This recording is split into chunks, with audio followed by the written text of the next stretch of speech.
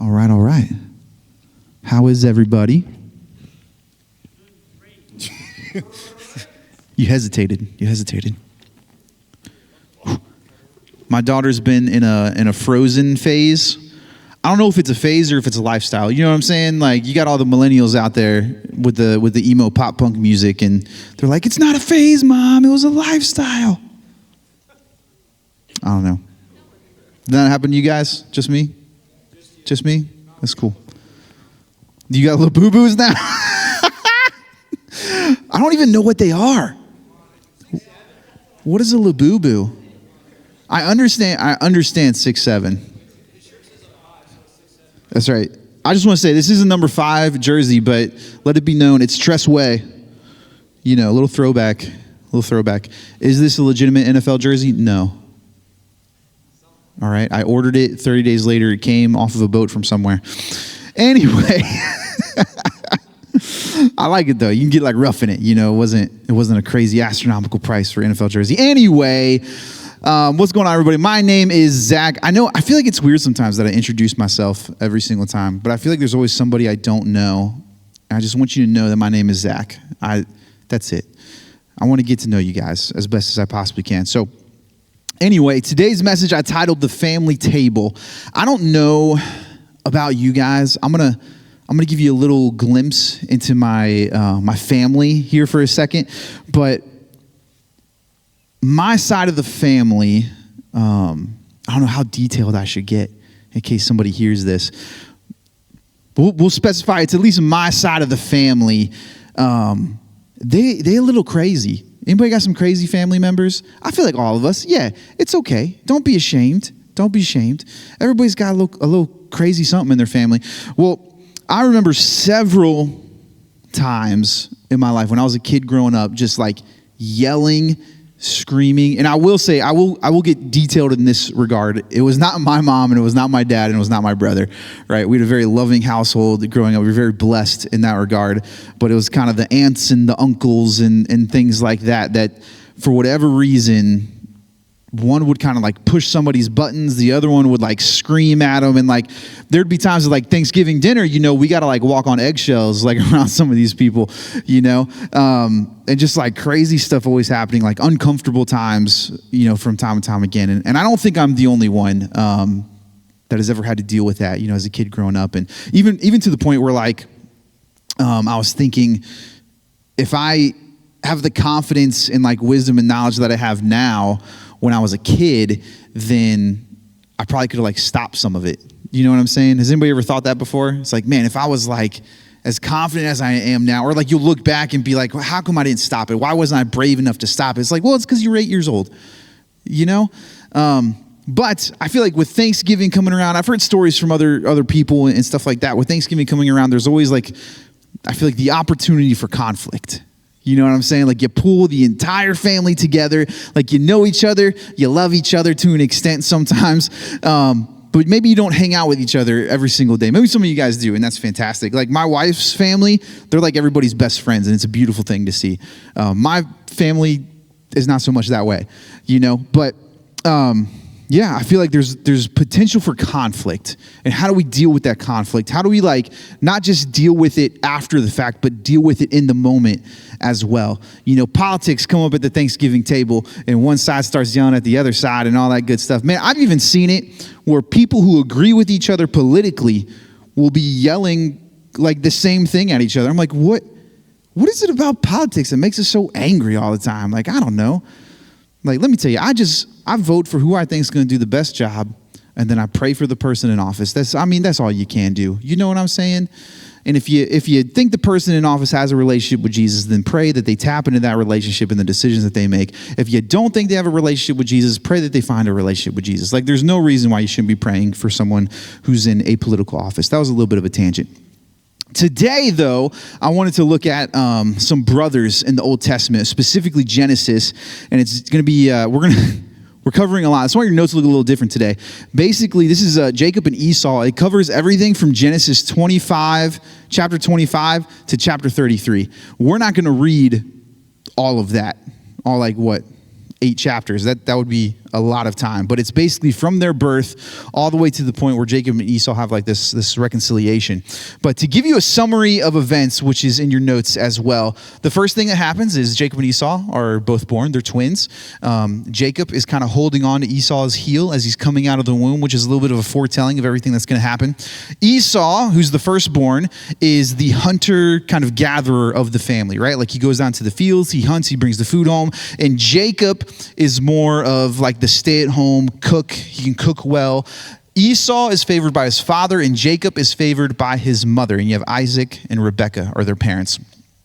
One day, Esau comes home starving.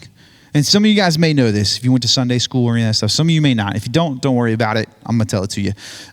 Esau comes home starving.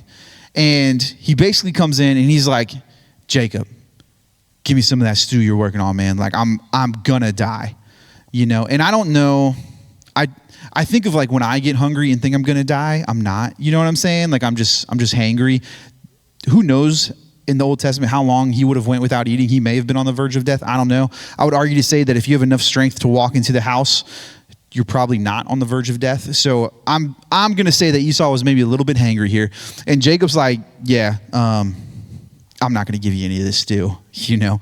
And Esau is like, are you serious? Like, I'm going to die. Like, give me some of that stew. He's like, if you give me your birthright, I'll give you this stew. Sell me your birthright for this stew.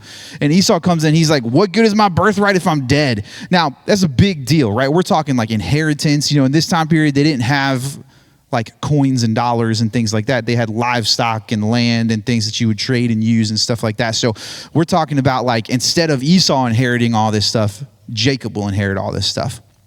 And so he does it. Esau agrees, sells his birthright to Jacob in a decision of hunger, which is, you know, exhibit A. Don't make a decision on an empty stomach. You know what I'm saying? Like, even don't go to the grocery store hungry. It never ends up well. You know, I did it one time, and I'm like, how did I spend $500 and all I got were Chips Ahoy? Like, it doesn't make any sense, you know? Inflation is crazy. But anyway, then I lost track a little bit here. Oh, ever since that, Esau despised Jacob, right? He was always angry about that decision and that Jacob did that to him and all that stuff. Esau eventually marries two women, which the Bible describes as bringing much grief to his parents.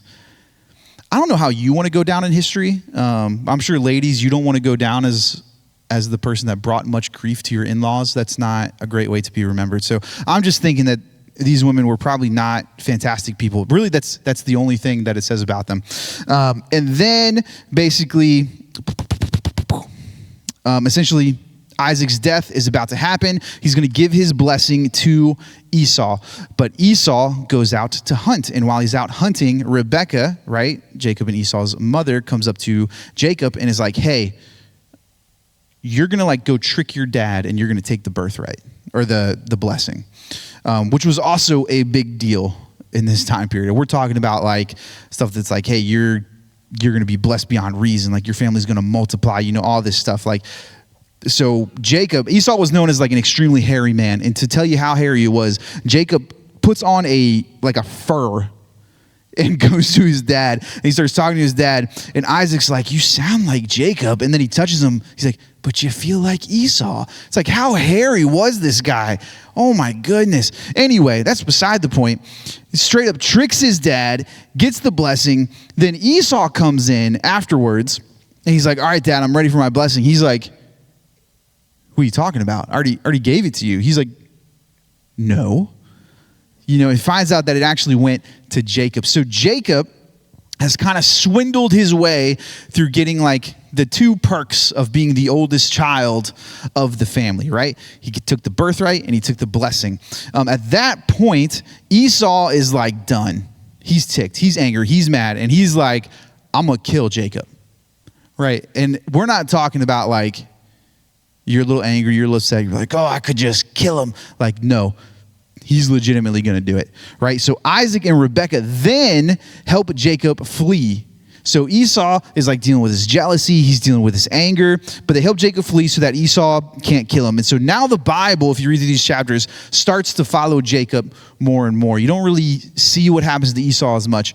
But It follows Jacob. Jacob goes and he marries two women. And the reason why he does it is because he basically gets tricked by the father-in-law. He wants to marry one of them, the younger one, Rachel, and he works for 7 years as part of the deal to marry this woman. And then the father-in-law the father of Rachel, his father-in-law, basically tricks him and has him marry the older daughter, makes Jacob work for another 7 years, and then gets to marry Rachel. And while this is all happening, Jacob is kind of working the fields of his father-in-law, and his father-in-law kind of makes this deal with him. He's like, hey, you can kind of build up your livestock and stuff like that through my livestock. And so he's doing that, and he becomes wealthy. I looked it up one time, if there was a way to compare the amount of people and livestock and all that stuff that Jacob built up in this time, it would be like millions upon millions of dollars, potentially billions of dollars in today. I don't know how someone would ever be able to figure that out. I did like a Google search, so take that for what it is. But he was wealthy, right? And God calls Jacob to go back home. And the last thing that Jacob heard from Esau was, I'm going to kill you. And so he's heading back home, and this is where we pick up on the journey back home. And all these verses are in your notes. Genesis chapter 2, verses 3 through 8. 32. What did I say? I got close. Spencer, you don't need to say 6, 7 every 5 seconds, my man. Everybody knows it's on TikTok. All right, here we go. Jacob sent messengers ahead of him to his brother Esau in the land of Seir, the country of Edom. He instructed them, this is what you are to say to my lord Esau. And notice the language he's using here, right? To my lord Esau. Jacob is going to try and basically have reconciliation with this, but he doesn't know what's going to happen. So he said, to my lord Esau, your servant Jacob, this is what he's telling him to say to Esau. Your servant Jacob says, I have been staying with Laban and have remained there till now. I have cattle and donkeys, sheep and goats, male and female servants. Now I am sending this message to my Lord that I may find favor in your eyes. When the messengers returned to Jacob, they said, we went to your brother Esau, and now he is coming to meet you, and 400 men are with him. I'd be freaking out. And in fact, the next line, in great fear and distress, Jacob divided the people who were with him into two groups, and the flocks and herds and camels as well. He thought, if Esau comes and attacks one group, the group that is left may escape. Right? So the last thing you heard about your brother was that he wanted to kill you. You sent some of your servants out to be like, hey, I'm coming. And all they report back is like, hey, Esau is on his way. He's got 400 guys coming with him. Not a great sign. You know, I'd be freaking out. And then we continue on. We're going to skip ahead a little bit to chapter 33. I totally forgot to summarize a little bit in between. At this point, right after he divides everything up, Jacob goes and he prays to God. And that prayer is, one, full of thanks to God for everything that he has.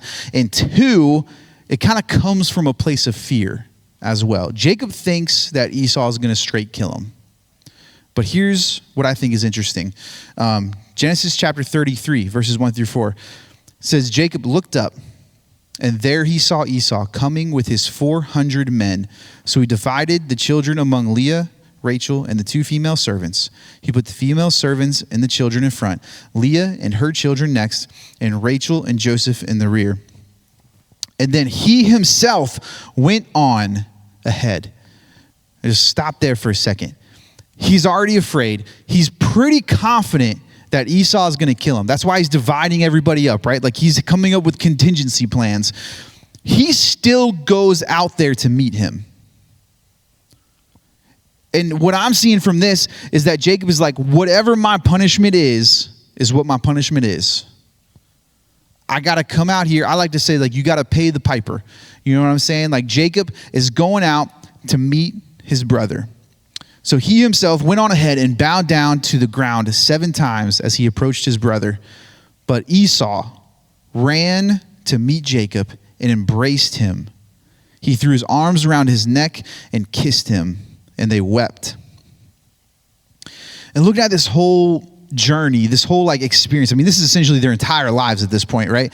And especially at the beginning of it, I think you can see some great examples of what happens when jealousy and anger are involved in your life, right? You can claim that Jacob was jealous of Esau and the things that he had for being born seconds before Jacob, right? And that jealousy caused him to, what I like to call, poke the bear, right?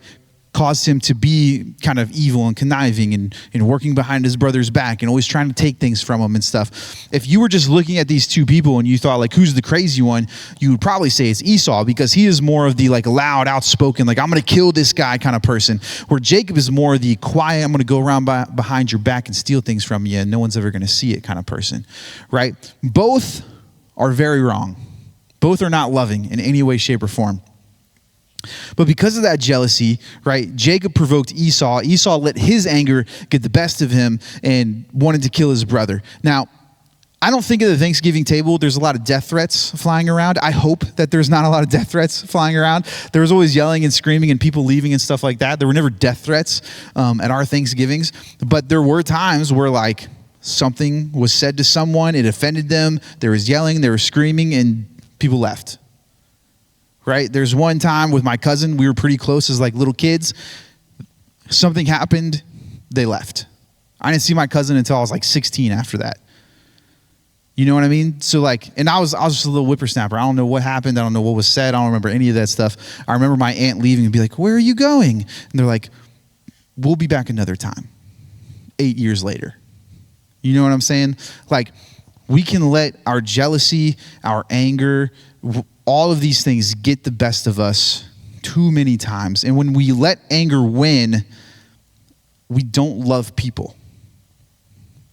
And really any sin, not just anger, but like when we let any sin get the best of us, we are not being loving people, right? And I know that anger is an emotion that God has given us. There is a correct way to use anger. I'm going to tell you right now, I don't think in my entire life I've ever used anger in the correct way. I don't think I've ever seen anger used in the correct way from anyone other than Jesus. Like, when I get angry, it's not coming from a place of love. It's just not. I've never seen that in myself. I've never seen that in anybody else either. But the truth is, like, if we're trying to tell people about Jesus, stuff like this is only going to push them away. Right? Like, when you get heated in a conversation, you let those things get the best of you, you flip somebody the bird while you're driving down the road, whatever the case is, those things are not going to point people to Jesus. If you want to work on your road rage, get you a Park Valley magnet and stick it on the back of your car, because it's going to help. It's going to help, right? I got one back there. You better believe I'm not going to be flipping people the bird, all right? I just don't do it in general, but can you imagine? I'd be fired. You know, talk about accountability. You know what I'm saying? Get you a Park Valley magnet. There's some in the lobby, and stick it on the back of your car if you want to work on your road rage. But check out Romans chapter 2, verses 1 through 4. And I feel like the past few weeks I've always told you guys, like, I need to look up this verse. Well, I looked it up for you this time. All right. So Romans chapter 2, verses 1 through 4. It's in your notes. It says, you, therefore, have no excuse, you who pass judgment on someone else. For at whatever point you judge another, you are condemning yourself, because you who pass judgment do the same things. Now we know that God's judgment against those who do such things is based on truth. So when you, a mere human being, pass judgment on them and yet do the same things, do you think you will escape God's judgment? Or do you show contempt for the riches of his kindness, forbearance, and patience, not realizing that God's kindness is intended to lead you to repentance? And the biggest thing that I get from all of this is, like, God, who created everything, right? He created you. He created me. He had this plan that put it into motion. I mean, think about you simply just existing, right? Like, if one person in your bloodline died before reproducing, you would not have existed from the beginning of time. I mean, think about how crazy that is, right? And then people want to stand here and be like, yeah, like, all this is an accident. I'm like, nah, man, not a shot. Like, God intended you to exist right here and right now. If you read through Jonah, who gets, swallowed up by the fish, In children's church, we call it a whale. You know what I'm saying?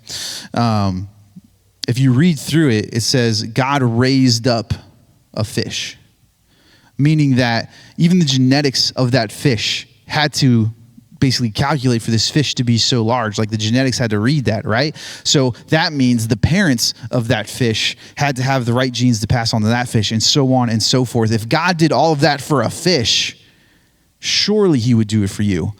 Like, that's the God we're talking about. That God uses kindness to lead people to repentance. Why would I ever choose something other than that?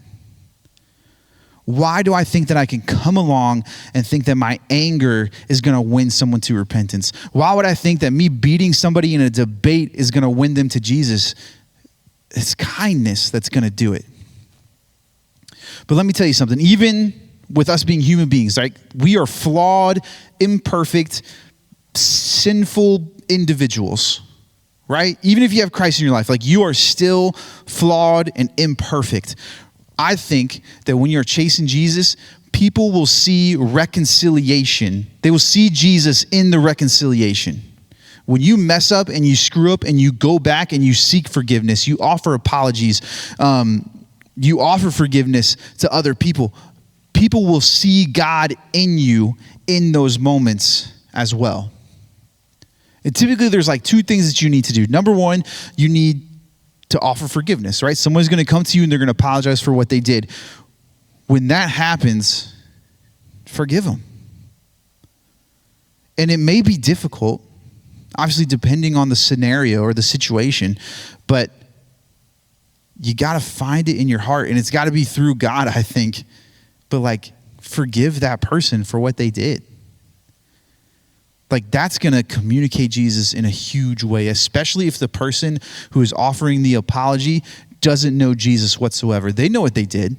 They know how they messed up. And now they're seeing you offer forgiveness. The other thing is, you may have to be the one to apologize. You know?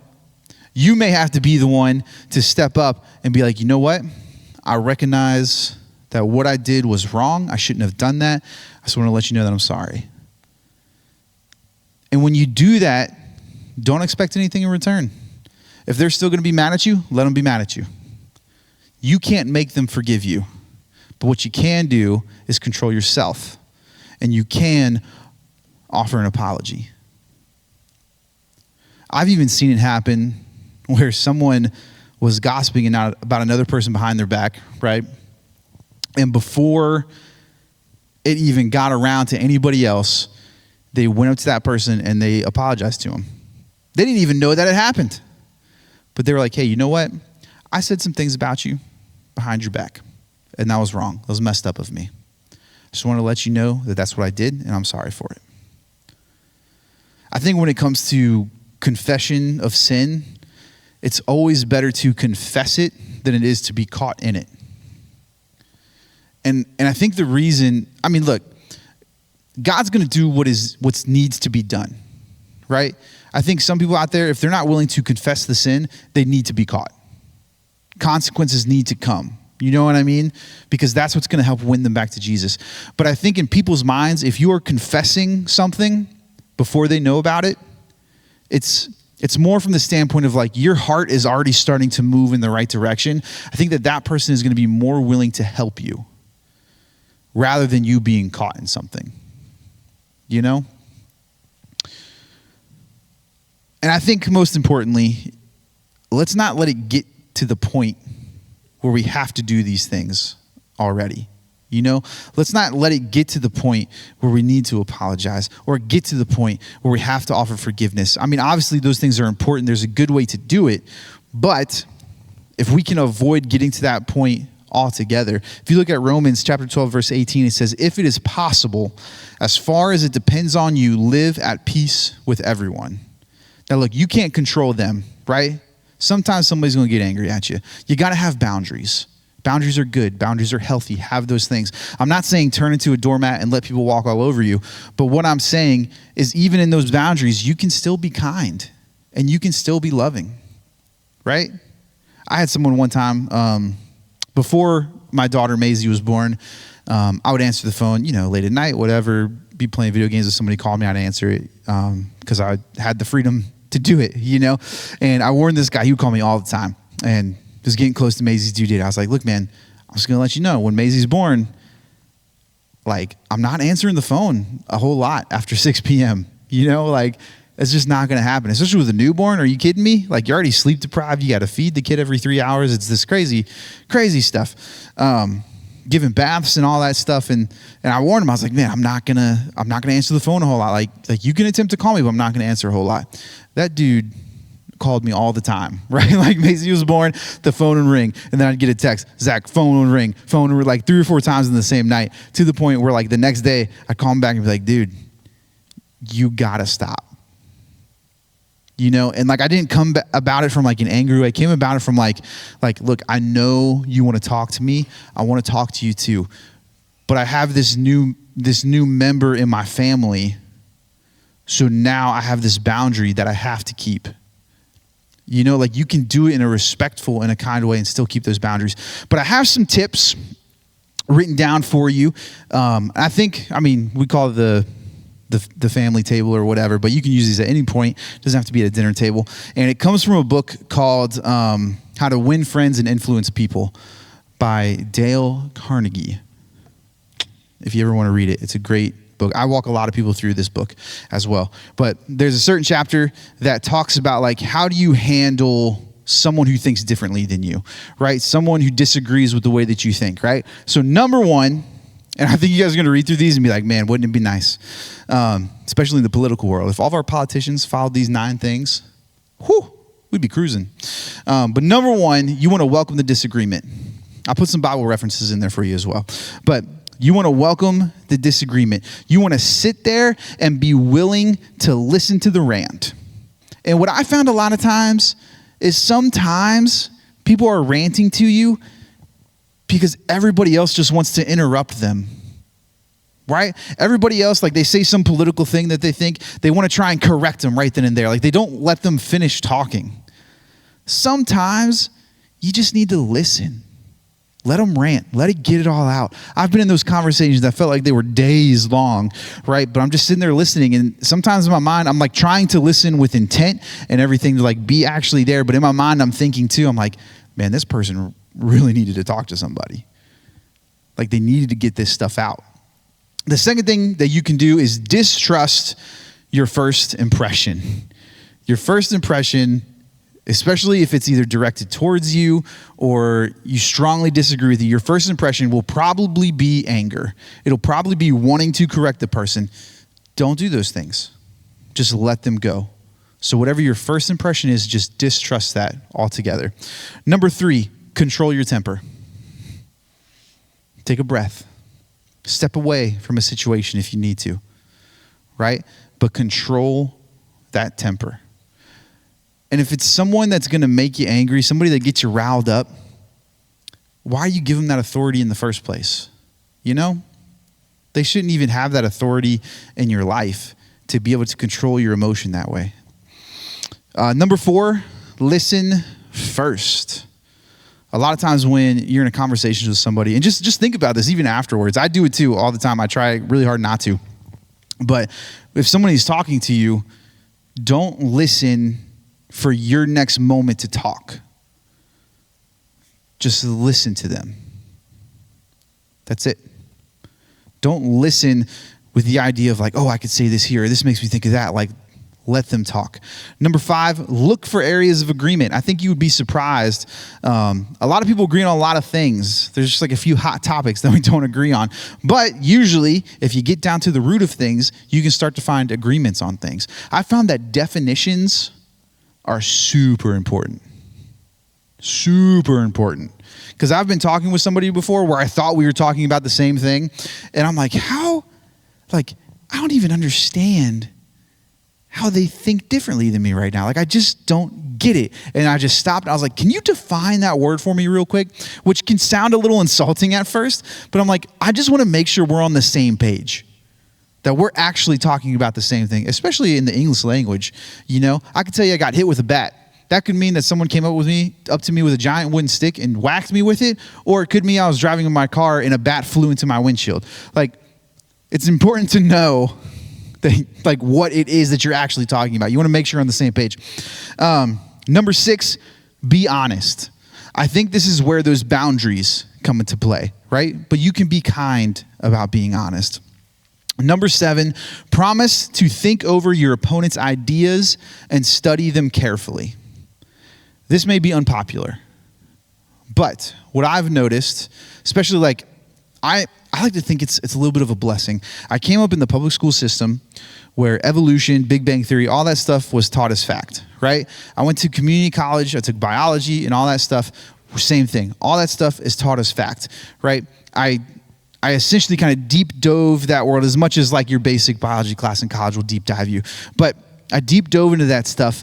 And I think sometimes we get so afraid of like the other point of view that we're not willing to look into it anymore. But what I think will happen is when you look into the other point of view, you're probably going to strengthen your own point of view. One of two things are going to happen if you think about it. Either one, you'll realize that you're wrong and you can make a correction. Or two, you'll have an even stronger feeling about what you already feel. For me, my faith, when I was like deep diving biology a little bit, I just felt an even stronger connection that God created all of this. There's no way that any of this was an accident. I mean, if you just look at the way that your immune system works, right? Like when you get sick, your body just naturally on its own builds up these antibodies, finds the virus inside of you, attacks it, kills it off, and then it stores that information. That's why it's harder for you to get sick a second time. I mean, like insane kind of stuff, right? So when I'm learning about all that stuff and then people want to come up to me and be like, yeah, you know, like it's just lucky that we're alive. I'm like, I think it was intentional, you know, but it's because I learned the other point of view. I actually studied it. I looked into it. Number 8, thank your opponent sincerely for their interest. And it can be as simple as like when the conversation's over, just look at them and be like, thank you so much for talking with me. I really appreciate it. I had a great time. You don't always have to sincerely mean it, but like, just be like, you know what? I'm thankful that you're talking to me today. Number 9 is postpone action to give both sides time to think through the problem. And it's basically you letting yourself cool down a little bit.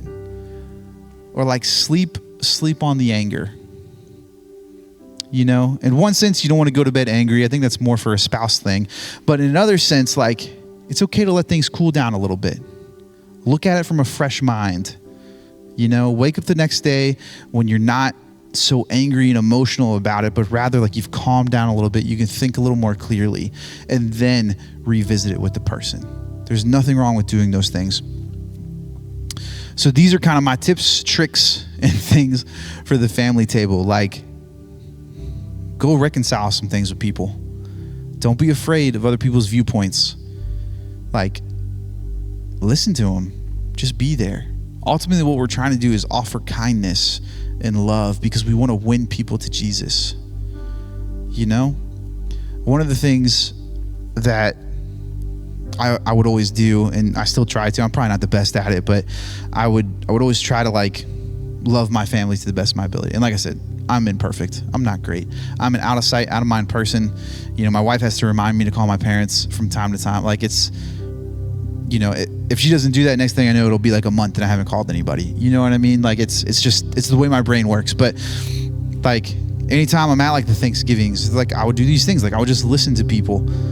I would joke around with them. I would have fun. Like I would be one of the kids with them, you know, even though we're all grown now, like I would just be one of the children.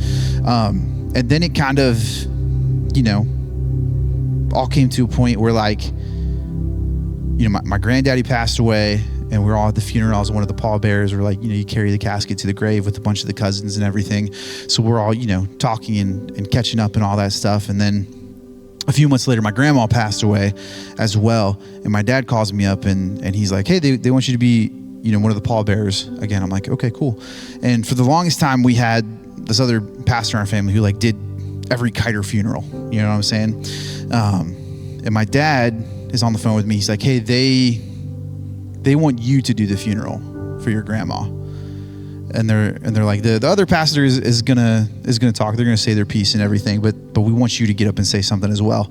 And we went to the little room. Every funeral is a little different, but for this one, they had like a little room for the family, for the immediate family. So we went to this room, we're in there, and the other pastor of the family or whatever is kind of talking, and they're getting older and stuff too. And they're like, I kind of view this as a point where I'm passing the reins to Zach. And I was like, what? You know what I mean? And even before that moment too, I'm like walking my dog in my neighborhood thinking about what do you say at your grandma's funeral? It's not an easy thing. It's not something you want to do, And so I'm walking my dog and I'm thinking about it. And I'm just thinking of my time with my grandma and all that stuff. And all I did is I was like, you know what? God created me on purpose. He created everything about me. They know me. They know what I do for a living. They know what I'm all about. They asked me to speak. I didn't come in and be like, hey, let me say something. They came to me and they asked me. And so I got up there and I joked around a little bit. We're known as the cackling kiters. So we're always joking and laughing and all that stuff. And so I get up there and I tell a few jokes, talk about some funny moments in the family and stuff, like things where I very vividly remember watching Austin Powers. It was like a family affair. And then I watched it back in my 20s and was like, I don't know how I watched that when I was 8 with my parents and my grandma, all in the room. And I just talked about God's design. And I was like, I think God put this silliness inside of me where I can diffuse a lot of situations, but I think he put it inside of me and inside of my dad as well. And I was like, that was something my grandma fostered in my dad. She helped foster it in me, and my dad helped foster it in me as well. Basically coming at the viewpoint of God doesn't make mistakes, doesn't make accidents. And then from there, I proceeded to just drop the gospel on him. And every other family out there, right? We got people who have yelled and screamed at each other. We got people who are angry at each other sitting in the room. We got people who have struggled with drugs and with alcohol and all this stuff. And I had this opportunity where years and years and years of me just sitting at the table with them, being kind, being loving, paid off. And I'm not saying I was in there and every single person decided to accept Jesus or anything like that. But all I did was who I knew a bunch of people in the room didn't want anything to do with Jesus. I was like, I just want you to know that people are imperfect, but God is perfect. Churches are imperfect, but God is perfect. Pastors are imperfect, but God is perfect.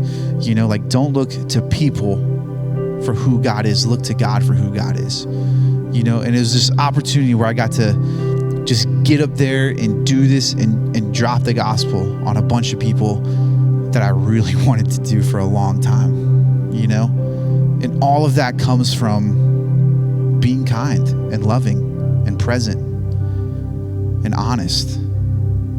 If you're constantly in conflict with a bunch of people, they're not going to want to hear the gospel from you. If you're a really good debater and you're a really good arguer, there's a time and a place for that, sure. But ultimately, if you think about it, if you're arguing with somebody about Jesus, even if you win, did you win that person to Jesus? Probably not. Right? Because now they're upset that they lost. Now they're upset that you beat them into the ground a little bit, that's just not the way to do it. It's through love and through kindness and even respect. I think that's what's going to win people to Jesus. And if you're here today, I'll tell you what I told my family, and you never accepted Jesus into your life. There's no perfect church. There's no perfect pastor. There's only a perfect God. And all we do at the summit at Park Valley, our mission statement is persuading people through love to follow Jesus. That's the only thing we're trying to do. We don't come up with elaborate plans. We like to have fun. We have events. We'll go snow tubing in January and do a cookie cook-off and have some crazy Christmas time stuff going on and all that stuff. We like to have fun. We like to build community. But really, we're just trying to tell people about Jesus. And if you're here tonight, you've never accepted Jesus in your heart, if you want to close your eyes, bow your heads, and you want to accept Jesus into your life, all you got to do is pray something like this. You can say, God, I know I'm a sinner. And God, I know I haven't trusted you with my life. But tonight, I give it all over to you. I trust you with my life tonight. And if you prayed that, I just want you to stick your hand up in the air real quick. And you can put put it right back down. Nice. Let me pray for us. Father, thank you for tonight and just everybody being here. God, I thank you for a time of worship where we can worship you. God, I thank you for a time where we can dive into your word. And I thank you for the ability for us to be in community together, to get to know one another. And God, I just pray for everybody here that they have safe travels homes, that they have a fun time for the rest of the night, and that whatever it looks like, man, whether if it's work that's getting stressful or you're coming up at the end of your semester at school, God, I pray that you bring calmness into the situation. And God, I just pray for all this in your name.